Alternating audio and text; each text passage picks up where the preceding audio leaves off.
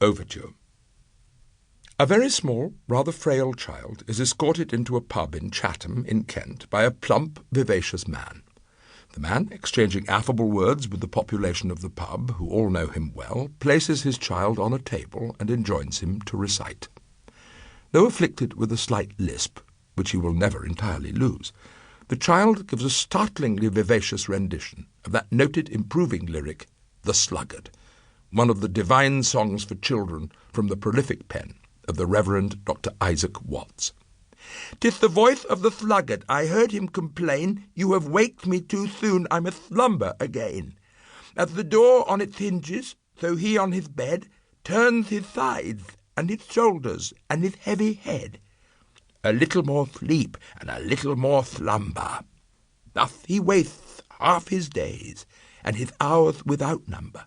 And when he gets up, he sits folding his hands, or walks about, sauntering, or trifling he stands. I made him a visit, still hoping to find he had took better care for improving his mind. He told me his dreams, talked of eating and drinking, but he scarce reads his Bible, and never loved thinking. Said I then to my heart, Here's a lesson for me. That man's but a picture of what I might be. But thanks to my friends for their care in my breeding, who taught me betimes to love working and reading." The rendition was a great success. "The little boy used to give it to great effect, and with such actions and such attitudes," said the family maid, Mary. It was a modest debut for the greatest literary entertainer of all time, but the 7-year-old Charles Dickens obviously took the moral of the poem to heart. No human being on the face of the earth ever filled his waking moments to better effect than he, cramming his 58 years with an astonishing variety of performances in a multiplicity of arenas. Chapter 1. Paradise. Dickens's arrival in the world was announced with a flourish in the Portsmouth newspapers on Monday, the 10th of February, 1812. Births. On Friday, at Mile End Terrace, the lady of John Dickens, Esquire, a son. The phrase has a certain gallantry about it, archaic even for the time, an almost chivalric floridity, entirely characteristic of John Dickens. He was born in 1785 in Crewe House in London and grew up in Crewe Hall, the stately Jacobean mansion in Cheshire in which his father William had been the butler. William died before John was born, but his widow Elizabeth remained housekeeper, a pivotal figure in the running of the Crewe family's various splendid and extensive establishments. Crewe Hall was a very grand household and a hotbed of Whiggish political activity.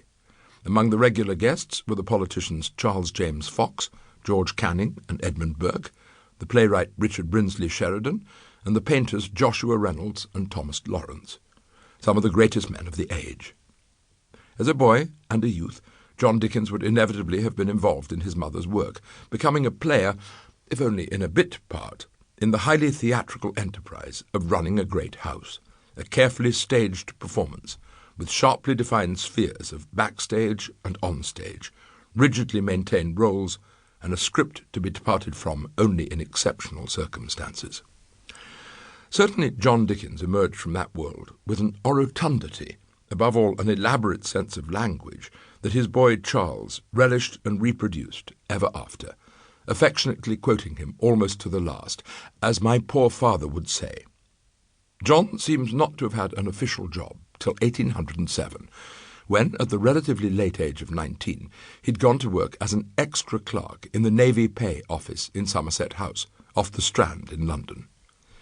Patronage was the usual route to civil service appointments, and it seems very likely that John Dickens's had been arranged by no less a figure than the high-flying Treasurer to the Navy, John Crewe's political associate George Canning, soon to be Foreign Secretary and then, briefly, Prime Minister. At any rate, the following year, the now 20-year-old extra clerk was thought presentable enough to be chosen to accompany Sheridan's wife on a coach ride from Portsmouth to London, the ever-versatile dramatist, his theatrical career long behind him, then being receiver of the Duchy of Cornwall. The fact that John was from Crewe Hall would have naturally encouraged the Sheridans' confidence in him, The School for Scandal is dedicated to Mrs. Crewe, whose housekeeper, John's mother Elizabeth, would have been well known to Mrs. Sheridan. She was a formidable figure, this Elizabeth Dickens, with a lifetime of service in great houses. Before her marriage, she had been Lady Blandford's maid at Grosvenor House. She was responsible for the destinies of her large staff, answerable directly to Mr. and Mrs. Crewe. But off-duty, she had a particular gift for storytelling, and her employer's children would seek her out in the housekeeper's room, sitting spellbound at her feet as she spun her yarns. Inimitable was the word that Lady Houghton, one of those children, used of Elizabeth Dickens a lifetime later, an adjective that would immortally attach itself to her grandson. Meanwhile, her son John had fallen in love with Elizabeth Barrow, whose brother Thomas was his colleague.